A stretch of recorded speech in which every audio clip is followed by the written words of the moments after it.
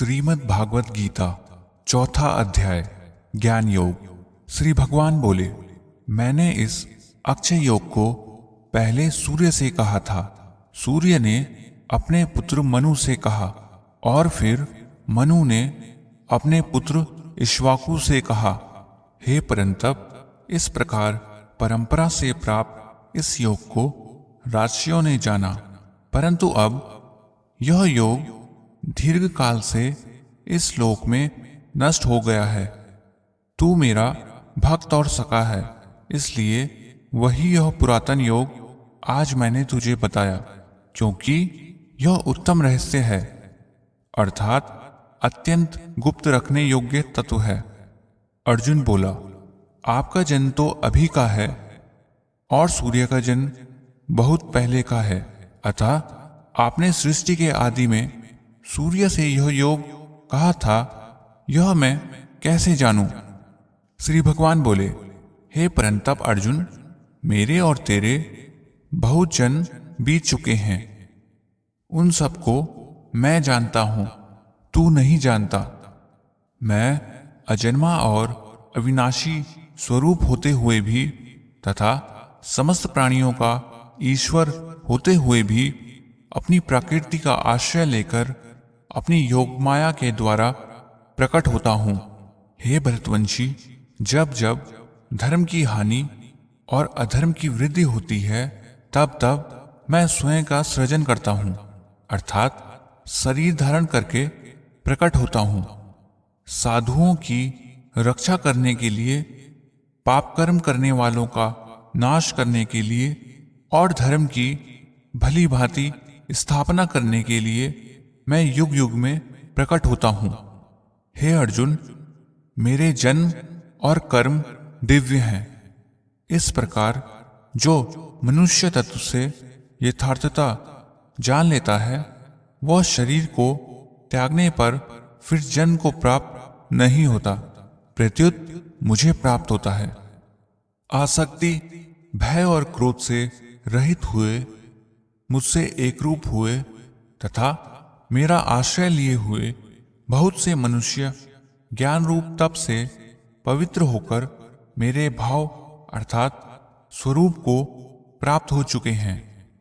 हे पार्थ, जो लोग जिस प्रकार मेरी शरण लेते हैं, मैं उन्हें उसी प्रकार भजता हूं, अर्थात उन पर उसी प्रकार अनुग्रह करता हूं, क्योंकि सभी मनुष्य सब प्रकार से मेरे ही मार्ग का अनुसरण करते हैं।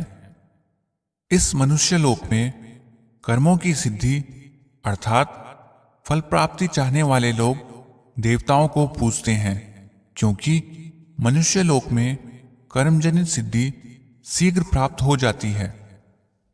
मेरे द्वारा गुणों और कर्मों के विभागानुसार ब्राह्मण, क्षत्रिय, वैश्य, शूद्र ये चार वर्ण रचित हुए हैं। इस प्रकार मैं उस सृष्टि रचना कर्म का कर्ता होने पर भी मुझ अव्यय परमेश्वर को तू वास्तव में अकर्ता ही जान। मुझे कर्म लिप्त नहीं करते, क्योंकि कर्मों के फल में मेरी तृष्णा नहीं है। इस प्रकार जो मुझे जान लेता है, वह भी कर्मों के द्वारा बद्ध नहीं होता। पूर्व काल के मुमुक्षुओं ने भी इस प्रकार जानकर ही कर्म किए हैं, इसलिए तू भी पूर्वजों के द्वारा पूर्व काल में किए जाने वाले कर्मों को ही कर। कर्म क्या है और अकर्म क्या है, यहाँ अर्थात इस विषय में विद्वान भी मोहग्रस्त हो जाते हैं। इसलिए वह कर्म तत्व मैं तुझे बतलाऊंगा, जिसे जानकर तू अशुभ से अर्थात संसार बंधन से मुक्त हो जाएगा। कर्म का तत्व भी जानना चाहिए, विकर्म का तत्व भी जानना चाहिए तथा अकर्म का तत्व भी जानना चाहिए, क्योंकि कर्म की गति गहन है। जो कर्म में अकर्म देखता है तथा जो अकर्म में कर्म देखता है, वह मनुष्यों में बुद्धिमान है। वह योगी है और समस्त कर्मों को करने वाला है, जिसके समस्त कर्म कामना और संकल्प से रहित होते हैं तथा जिसके संपूर्ण कर्म ज्ञान रूप अग्नि के द्वारा जल चुके हैं, उसे ज्ञानीजन पंडित कहते हैं।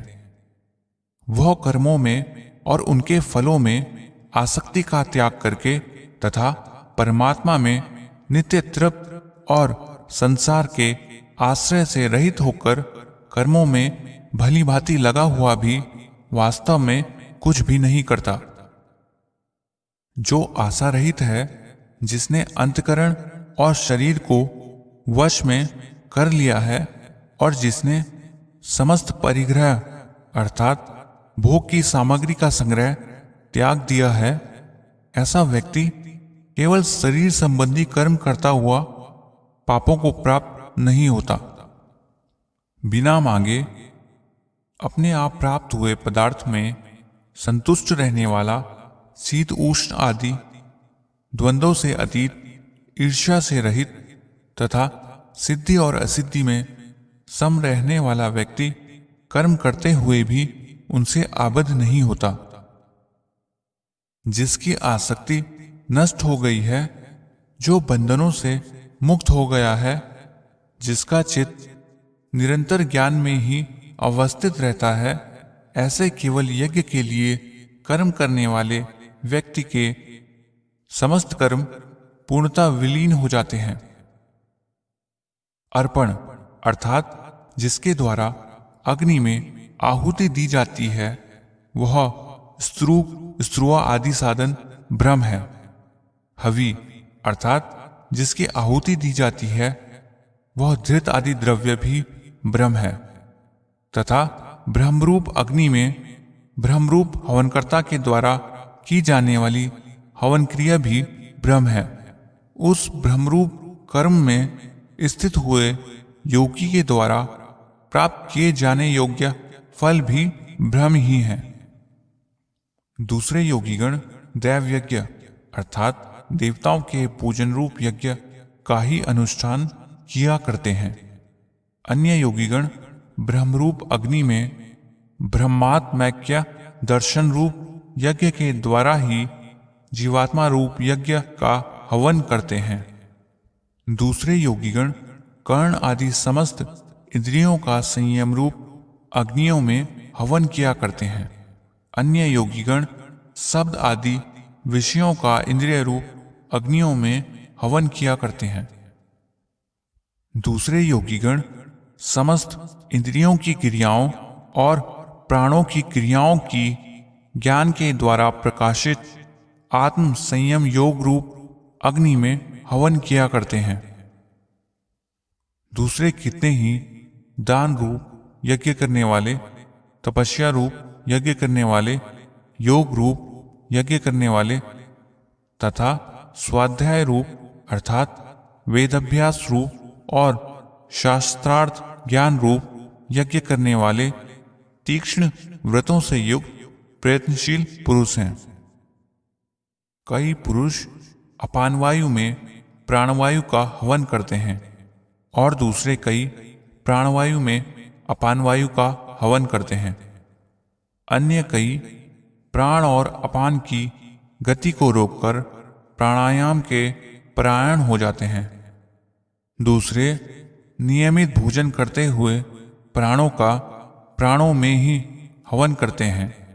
ये सभी पुरुष यज्ञों को जानने वाले तथा यज्ञों द्वारा पापों को नष्ट कर देने वाले हैं। यज्ञ से बचे हुए अमृत रूप अन्न का भोजन करने वाले सनातन परब्रह्म को प्राप्त होते हैं। हे कुरुश्रेष्ठ, यज्ञ रहित मनुष्य के लिए तो यह लोक भी नहीं है, फिर परलोक कैसे हो। इसी तरह और भी अनेक प्रकार के यज्ञ ब्रह्म के मुख में अर्थात वेद की वाणी में विस्तृत रूप से कहे गए हैं। उन सब को तू कर्मजन्य अर्थात कर्मों द्वारा संपन्न होने वाला जान। इस प्रकार जानकर तू संसार बंधन से मुक्त हो जाएगा। हे परंतप, द्रव्य में यज्ञ की अपेक्षा ज्ञान यज्ञ श्रेष्ठ है, क्योंकि हे पार्थ, निशेष समस्त कर्म मोक्ष साधन रूप ज्ञान में समाप्त हो जाते हैं। उस ज्ञान को तू तत्वदर्शी ज्ञानियों के समीप जाकर जान। उन्हें प्रणाम करने से, प्रसन्न करने से तथा उनकी सेवा करने से वे तत्वदर्शी ज्ञानी पुरुष तुझे इस ज्ञान का उपदेश करेंगे। हे पांडव, जिसे जानकर तू फिर से इस प्रकार मोह को प्राप्त नहीं होगा तथा जिसके द्वारा तू समस्त प्राणियों को निशेष रूप से पहले अपने अंतरात्मा में और फिर मुझ परमात्मा में देखेगा।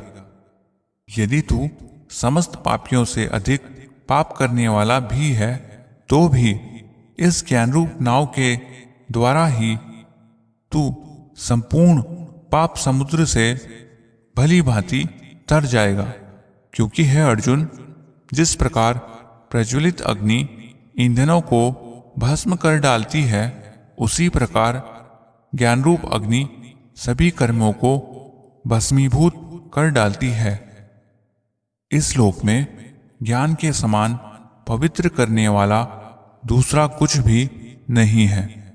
उस ज्ञान को कर्मयोग द्वारा सिद्ध हुआ मनुष्य समय आने पर अपने आप ही अपने अंतःकरण में प्राप्त कर लेता है। श्रद्धावान, तत्पर अर्थात साधन परायण एवं जितेंद्रिय मनुष्य ज्ञान प्राप्त करता है तथा ज्ञान प्राप्त करके वह शीघ्र ही मोक्षरूप परम शांति को प्राप्त हो जाता है। अज्ञानी, श्रद्धा रहित तथा संशयात्मा व्यक्ति विनाश को प्राप्त होते हैं। ऐसे संशयात्मा व्यक्ति के लिए न तो यह लोक है, न परलोक है और न सुख ही है। हे धनंजय, योग के द्वारा जिसके समस्त कर्मों का त्याग हो गया है और ज्ञान के द्वारा जिसके समस्त संशय छिन्न हो गए हैं, ऐसे आत्मवान अर्थात संयचित व्यक्ति को कर्म नहीं बांधते। इसलिए हे भरतवंशी, तू हृदय में स्थित अपने इस अज्ञानजनित संशय को ज्ञान रूप खड्ग के द्वारा काटकर कर्मयोग में स्थित हो जा और युद्ध के लिए उठ खड़ा हो जा।